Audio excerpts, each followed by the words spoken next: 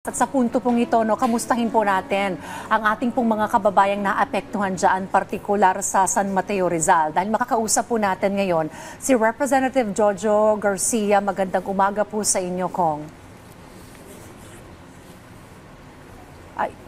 Alright, Kong, paki-unmute lamang po siguro ng ating microphone so that we can hear you. Good morning po.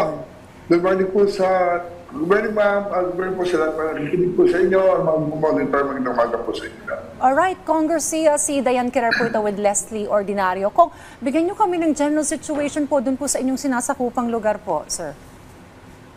Actually, dito sa San Mateo, every time naman na bumagyo o bulan, talagang yung mga nasa mababang lugar, lalo na yung mga tabing ilog, kasi nasa, baybay ng Marikina River, San Mateo, Rodriguez River. Talagang mabilis na makiat ng tubig dyan. So, since yesterday at last numero ng ating local government, dahil maganda naman coordination natin, kay OIC Mayor Grace Diaz, more or less nasa 3,000 families ang nasa evacuation center natin. No? So, wala namang, may isa atang nagkaroon tayo ng pagkamatay na kuryente. Pero so far, sa mga injuries, wala naman. Talagang hirap lang ang aming mga kababayan dito, tigmuulan, dahil pinapasok sa bahay. Minsan hanggang bewang, hanggang dibdib sila sa loob ng bahay. Kaya napaka-importante na nag-warning kagad ng ating local government, kaya nakarating sila sa mga evacuation centers.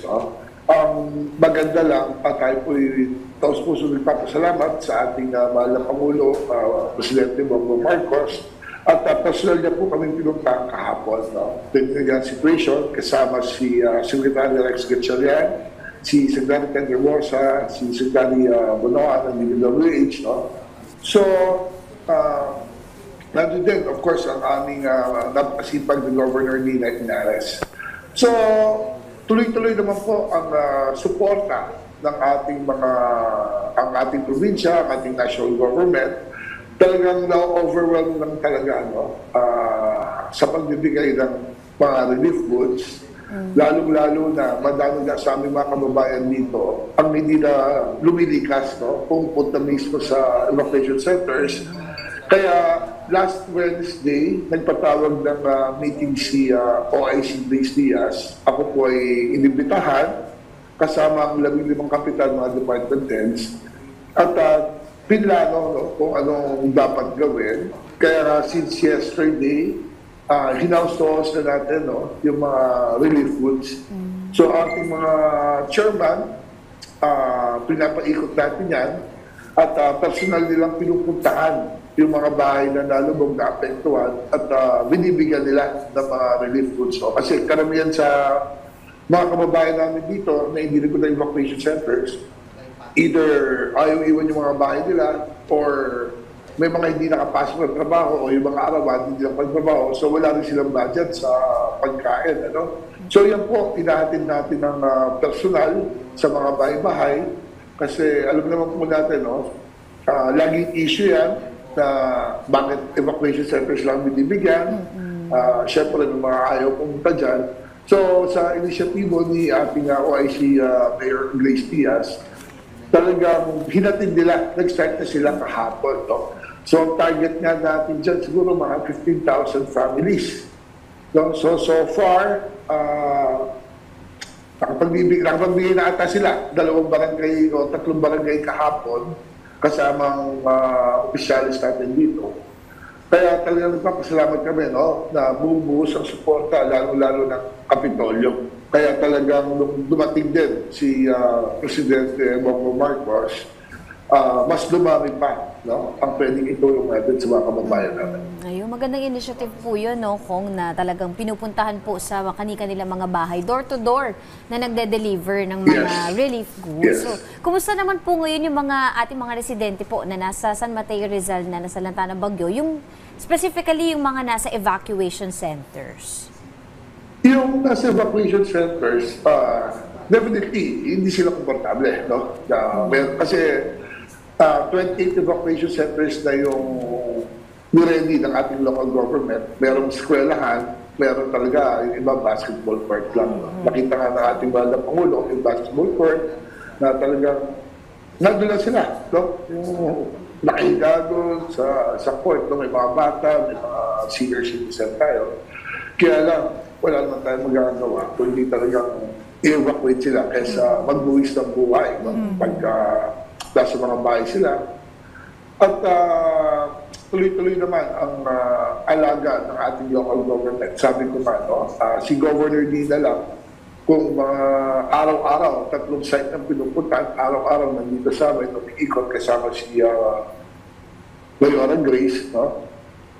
At ating mga barangay naman, chairman, yung mga medyo kaya na ng barangay, no?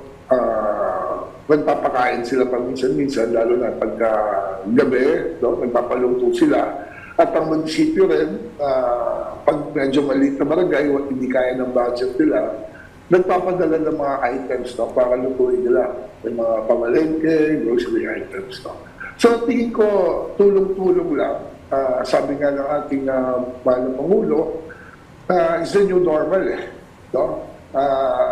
Ako, yung experience ko, alam naman natin galing ako sa MMDA dati, no? Before ako magsilbing bilang kongresista. Talagang yan ang pinaghahandaan natin eh. Tuwing may mga ganyang bagyo. Kaya nga, nung Wednesday, ako mismo nagpunta sa munisipyo, biniting natin yung mga kapitan, nagbigay tayo ng order na yung mga ganyang pagbabaha, no? Lalo na ang forecast ata ng Pag-asa, 1 linggong tuloy-tuloy ito, no? So talagang madadagdagan yung mga tubig na yan, no? Sa lahat sa mga lulayang areas namin. Ang instruction namin sa kanila ni Mayora Grace, which nagsimula na kahapon, no? Maglalabas mo kami ng mga pictures dito. Ang marching order ngayon, lahat ng barangay, magka-hire sila ng mga cash for work, no? At tutulungan sila ng munisipyo, magbibigay ng mga equipment. Linisin na kagad, no? Yung mga daluyan ng tubig, mga estero, mga kanal. Kasi talagang, nung nasa MMD tao, talagang napalaking challenge namin yung basura. No?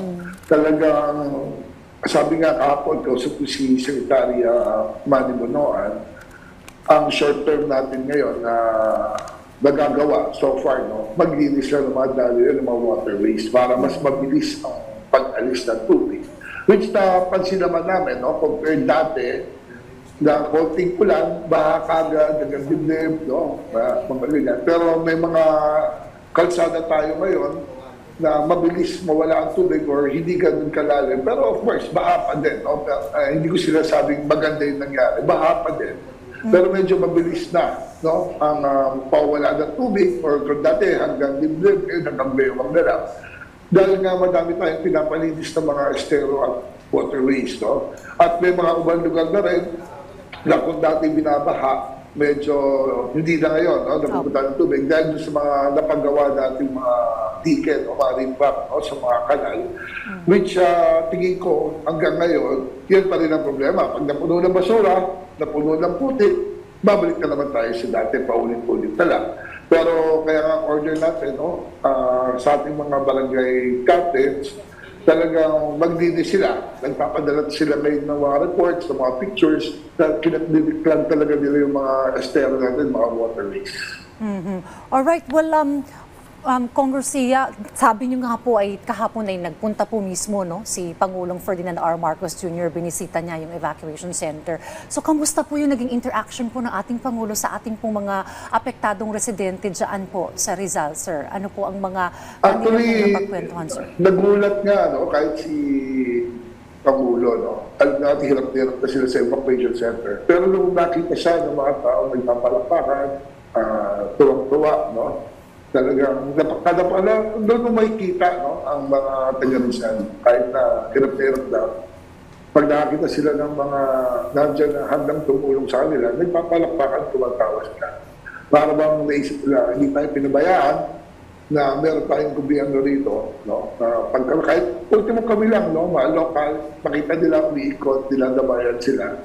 Kahit pa paano, naiibsan, no, yung kanilang mga kaluputan. At sabi ko, napakaswerte pa rin nga dito sa San Mateo at personal kaming pinuntahan ng ating Pangulo. At sabi ko nga, araw-araw si Governor Nina Inares nandito po sa amin at nagdadala rin ng mga tulong, no, para sa amin. Kung makikita niyo po sa inyong video, talagang akala mo hindi evacuation center, no? Kasi nakagulo talaga yung mga tao, no? Tuwang-tuwa sila nakita.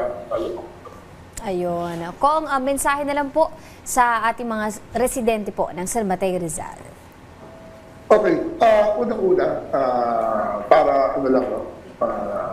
Alam natin ng sitwasyon, no? Kasi of course, madami na nagreklamo sa mga flood control projects, no? Sabi ko nga lagi, dito sa San Mateo, or kahit sa Metro Manila, no? Person, kaya mabilis bumaha. Alam naman natin yung mga design ng ating Canal Estero. It was designed 10, 15, 20 years ago, no? So, during that time, siguro ang population natin dito, kalahati lang, nasa 100,000 lang. Ngayon, nasa 300,000. So, habang dumadami ang tao, no? Sumisikip yung mga waterways natin dahil sa infrastructure, sa improvement, no? Mga kalsada, tinataas yan, walang drainage system. So, talagang kailangan natin ngayon, i-improve na, no? Hindi naman pwedeng taon-taon na lang ting babahatak, ting uulan, ganyan tayo. No? Kailangan mayroong mga long-term solution. Kanina ka napanood yung interview nyo, no, sa kapitan ng Talban. Totoo naman yung sinabi niya, no? I think that was last year, nagpunta rin si Presidente dito sa amin nung bumagyo.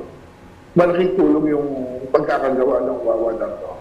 Kaya talagang hindi na gano'n. Sabi nga natin, nung last year, nung pagkagawa niyan, hindi pa siya fully functional. No? Pero nung bumagyo doon, kung pinoproject nila dati na 6 months yan bago mapuno, in 3 days time, napuno agad. No?